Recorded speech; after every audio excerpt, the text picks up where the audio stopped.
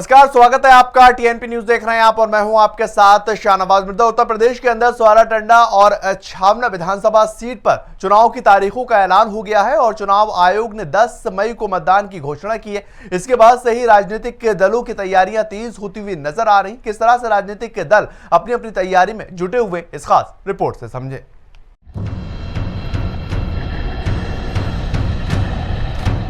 कर्नाटक में विधानसभा चुनावों की तारीखों के ऐलान के साथ यूपी में भी उपचुनाव की घोषणा हो गई है। यूपी की स्वार और छानबे सीट पर चुनावों का ऐलान हो चुका है। रामपुर की स्वार टांडा और मिर्जापुर की छानबे सीट पर आगामी 10 मई को वोट डाले जाएंगे, जिसके नतीजे 13 मई को आएंगे। आपको बता दें कि सपा के वरिष्ठ नेता आजम खान के बेटे अब्दुल्ला आजम रामपुर की स्वार सीट से विधायक थे, जिनकी अदालत से 2 साल की सजा सुनाए जाने के बाद विधानसभा सचिवालय ने उनकी सदस्यता रद्द कर दी थी। वे 2017 में इसी सीट से पहली बार विधायक बने थे। वहीं दूसरी ओर मिर्जापुर की छानबे सीट विधायक राहुल कौल के निधन के बाद खाली हुई थी। इन दोनों सीटों पर उपचुनाव कराए जाएंगे।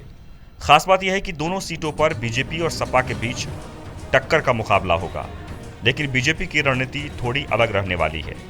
दोनों ही सीटों पर बीजेपी अकेले लड़ने के मूड में नहीं है।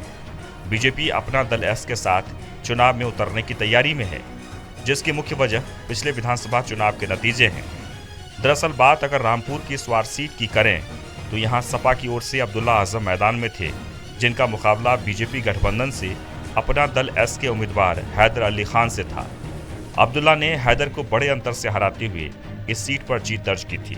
वहीं छानबे सीट पर भी कुछ ऐसा ही हाल देखा गया, बस जीत का पलड़ा बीजेपी की तरफ झुक गया।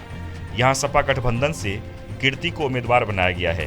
वहीं बीजेपी गठबंधन की ओर से अपना दल एस के उम्मीदवार राहुल कौल खड़े हुए और भारी जीत दर्ज की। इस चुनाव में राहुल कौल ने अपने विरोधी कीर्ति को अच्छे खासे वोटों के अंतर से हराया था, जिसे देखते हुए बीजेपी इस बार भी गठबंधन के साथ मैदान में उतर सकती है। यही वजह है कि बीजेपी सपा के खिलाफ अकेले उम्मीदवार नहीं उतारना चाहेगी। हालांकि बीजेपी ने अभी इस पर अपना रुख स्पष्ट नहीं किया है, फिर भी कयास यही लगाए जा रहे हैं कि बीजेपी अपना दल एस के गठबंधन के साथ इन सीटों पर प्रत्याशी खड़े करेगी। Bureau report, TNP news.